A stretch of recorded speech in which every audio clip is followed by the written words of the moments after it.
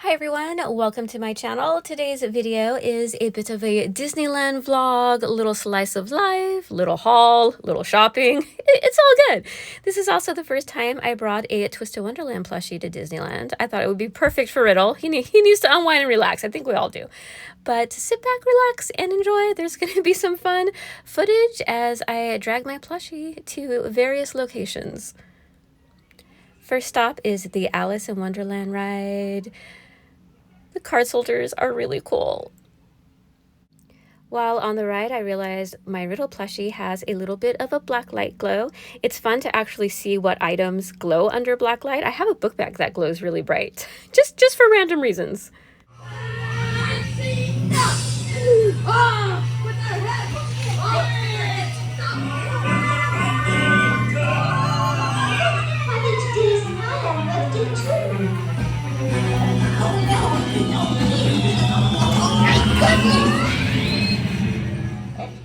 Next stop is the Mad Tea Party with the spinning teacups, which again, despite Riddle's frowny face, he was having a very fun time.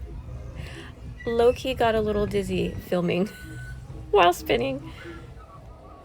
We had to stop at a variety of Alice in Wonderland locations, including the very cool White Rabbit statue outside of the restrooms. Riddle's always very prompt and on time. Little snack time in Adventureland, some healthy stuff for Mr. Birdluff. That's good.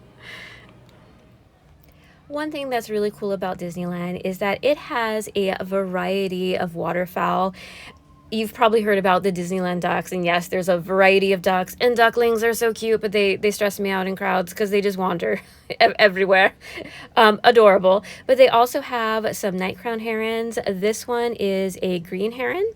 Very cute. We actually have been watching them since there were 3 hatchlings. Oh my goodness, he's going to hunt. There is also some cormorants and seagulls every now and then. I'm trying to think what else we've seen over the years, but it's just a really neat place. They do stock their waterways with some like small fish, mosquito eater type things. There's a specific name, but that actually does keep a healthy waterfowl population, as well as, you know, keep bugs down. So we really like these guys since we had first seen like an adult one like years ago, and now there's like 3 babies around, which is just super cute. We love them. I mean, it's no surprise. I mean, we have Mr. Birdlove along. Birds are such fun shapes. I love it when they stretch out their necks and then they can get so compact. Like, so cute. Oh my goodness. He's grown so much.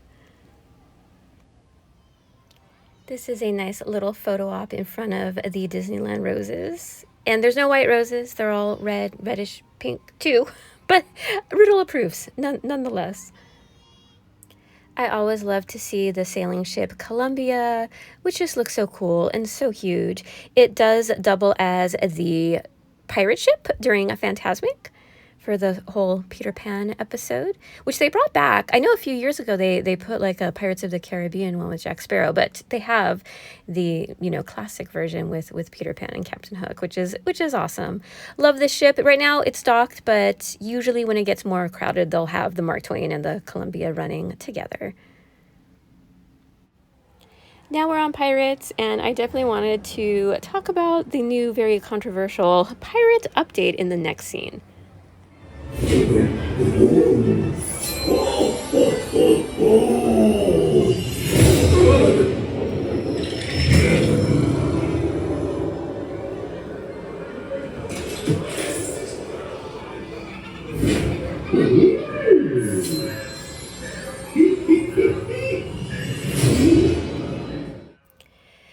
So there's a lot of dislike for that pirate animatronic, and I have very mixed feelings, but I think the biggest thing for me is the sound effects. He is too loud. It disrupts the subsequent scenes, especially the dark tunnel that creates that mood before you do get to see the actual pirates in a true life form. And someone online said he sounds like a cross between Yoda and Scooby-Doo. And once you hear it, you can't unhear that. You just can't. It's pretty bad. There's also this super cartoony and ridiculous projected face. Like, they have such good sculpts. Even the Jack Sparrow looks like Johnny Depp. Like, why the weird projected face? And then it also disrupts the story narrative of this part of the ride as well. So there's a lot of problems. I was gonna have Mr. Birdlove chime in. I had no idea he felt so passionate about his dislike for it. So I'm like, oh dang, I'll just leave my opinion here because apparently, wow, he thinks it ruins the entire ride. But he's yeah, the that's it's hard to explain, especially when the Disneyland rule is very much tied into tradition and the concept of if you remove something, you better replace it with something twice as good. Time for some lunch at Smoke Jumpers in Disney's California Adventure. They have a really great plant-based burger option for a good price too. So we got the Double Impossible Burger, and you do get a side. You can upgrade for $1 to fried pickles, which Mr. Birdlove did. I got fries, but we also added a side of onion rings, which are absolutely delicious. And you get a variety of dipping sauces. Here's a look at my burger. Oh, it looks so good. I do eat vegetarian a lot, although Mr. Birdlove is the vegetarian. He's almost done with his burger, and that's a lot of ketchup. After lunch, we did some shopping, and they had the Hunchback of Notre Dame 30th anniversary pins. They had the Frollo and Esmeralda, yikes, but also Clip-On and Quasimodo, which is cool, but it was $24.99, so I passed. That's pretty pricey. Inside the Emporium, they had some Disney Doorables, which is so cool to see these. They have some Disney Park exclusive ones, including the little ride vehicle set for Space Mountain, Alice in Wonderland, and the Peter Pan ride, Peter Pan's Flight. So that's really cool, and there's like 4 different character options for each. They also make the Disney Parks Castle series, and I like this one because they have Mr. Toad. Like some of the Hatbox Ghost is really cool, but some of the other characters like we've seen, before, but like those two are really awesome. Oh, and here's the pirate ships for Peter Pan. That's so neat. Such a cute series. I was waiting for some of these to be back in stock because I believe they're onto a series 2 now for those ride vehicles as well. There's also an adorable wall of like the Big Feet plushies. So many. I haven't looked at these in a while. Look at how sweet and precious Eeyore looks. Nice to see him happy and smiling. They have such a cute variety. And then they have like the jumbo Stitch and Angels, which are fun. Oh, and then the Muppet section. Oh, I love the Muppets. They have like the classic Kermie. They have Gonzo, Animal, yes. Oh, he looks good. Fozzie Bear, who I love. The Muppet humor is just up my alley. There's Sam the Eagle. He got some merch for the $2.50. And then the Swedish Chef. Yes, and of course Miss Piggy herself. Such a cute Muppets collection. Apparently new emos are back in business. I actually, from years ago, I got the little Kermit the Frog one, but these are cute because they are like jointed. They have a little posability with a metal frame. I wonder if they're gonna make like outfits for them. The Donald Duck one's adorable too. And then I like the Eeyore. He's all skinny standing up. You don't see Eeyore on 2 legs very often. But that's cool. I know a lot of people really, really like these. So nice to see them make a return. Disneyland also has a few Halloween items, mostly clothing. They don't have like their full line out yet, but Halloween time does start August 21st at Disneyland. I love that shirt. It looks like the skeleton dance, but they're all wearing Mickey Mouse ears. There's also the classic combo in their little Halloween outfits. And this shirt with the Headless Horseman apparently is really popular on Instagram and stuff, so that's cool. And then they have a variety of other kind of villains-inspired ones. Oh, I like the Jack Skellington one. And this one I've seen the poster of in like Mickey's Runaway Railway, which is pretty cool. It has the 3 sisters. I think that's kind of neat as the Disney ladies. They also have a fall Disneyland shirt. This Winnie the Pooh gang dressed as mummies is absolutely adorable, and the moon has like a glow-in-the-dark effect. Okay, that is really, really cute.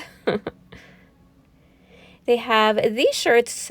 They're actually sweatshirts this year, but last year their print design were t-shirts, but now they're sweatshirts, which it's still really hot in October. So I prefer the t-shirts. There's also a very cute Baymax line with some clothing items and merchandise. They have two hoodies. This one's a zipper hoodie, and look at Mochi. I really like the cool design of this one. That is awesome. There's the price, and then it feels really thick too. That's nice. And then they also have the over the head hoodie of Baymax, and look at it has the little how do you feel meter. Adorable. They also have some tumblers. That is so cute. So currently on the Japanese server, they actually have the Twisted Wonderland Lost in the Book with Baymax, and it is precious. Mochi's in it. We have a good cast of characters. Silver and Kaleem and Jade. Oh my goodness. It is a very cute, heartwarming event. Baymax is extremely popular in Japan, so I was so happy to see this as a collab with Twisted Wonderland. They have a really cool display for the 70th, which ends around this summer, but I love Small World. I love the Small World Castle. I love riding Small World. That might be a hot take, but they have these really cool ears and that pink hippo. Yes, they actually have a light up version too. So cute. And just the Small World design is just so aesthetically pleasing and cute and pretty. In downtown Disney, there's the Disney Storyland Boutique that has a variety of designer blind boxes. There's some new releases with a very cool Halloween Jack Skellington set and a very fun Mickey and Friends set. I love the Stitch and Scrump too. Okay, those are like brand new. There's also this adorable Alice in Wonderland one. I love how they show the figures as well. That always gets me, but it's nice to see the quality and the size. I think sometimes that's really hard to gauge in a blind box. Oh, this Alice in Wonderland one is very, very tempting too. It's always super duper crowded in this store, so my filming is going to be in little segments. There's a cute little pirates. I just love the combination of characters. That's what that set looks like.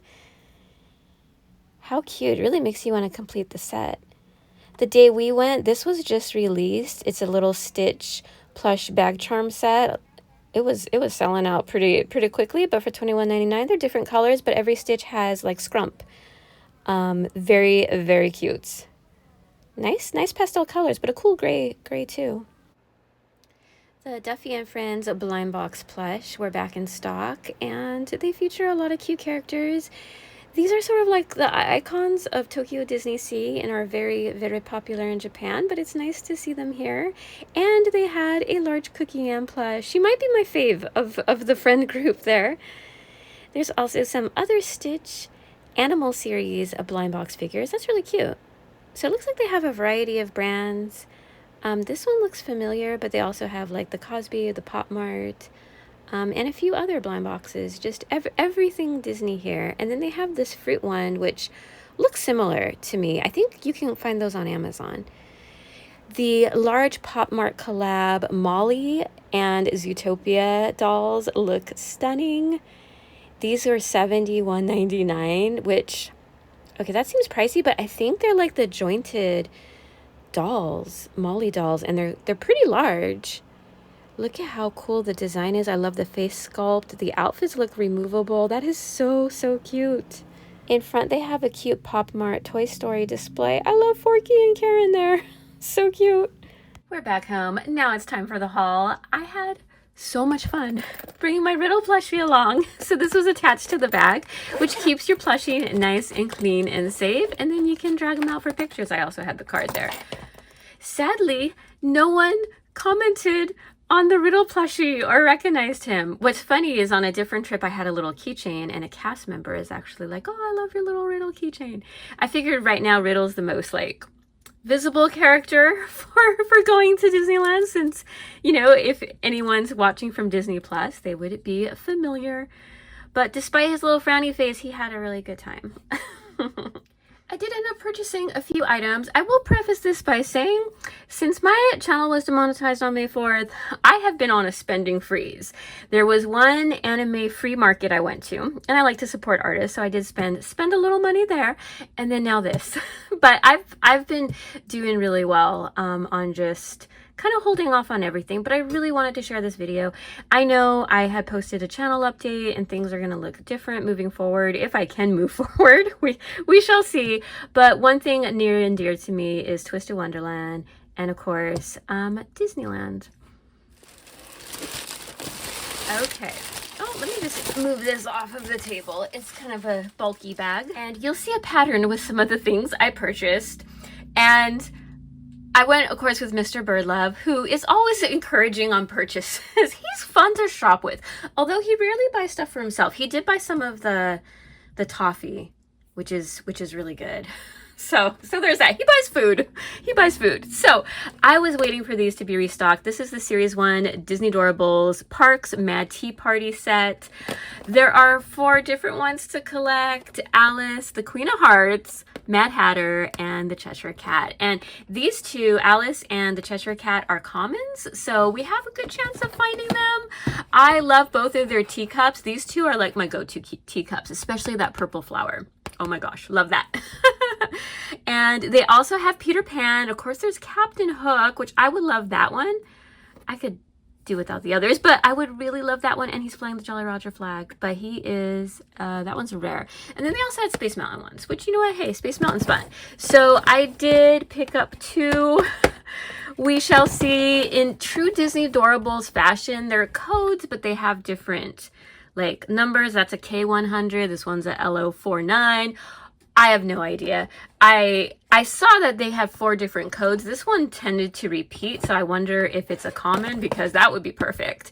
And they had some figures on display. They even had the little floral ones. I'm blanking on the names, but yeah, they have some really cool exclusive Disney Parks merch for the Doorables line. And these ones, if you are a magic key holder, you are able to get your past discounts, which is even better.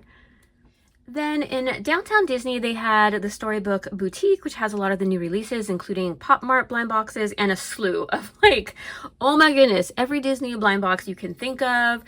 That store is always jam-packed, busy. Sometimes people are opening their blind boxes outside and trading, which is cool and fun to see. I've never purchased from that store before either, and I need to frequent Downtown Disney more. Of course, if you're just visiting and not going to the parks, Downtown Disney is free, and they have a lot of cool shops. They have the, oh, I'm blanking on the name, but they sell the Her Universe merchandise and some cool clothes. They also have the Wonderground Art Gallery with different art prints, which is really cool. It reminds me of like a Disney Artist Alley in a way. So yeah, and of course they have the huge World of Disney store. So there's actually a lot of fun stuff, some food in Downtown Disney as well. So I only purchased 2 blind boxes, and they were reasonably priced. Now, any blind box at that store you cannot use any discounts for. It is all full price and no refunds.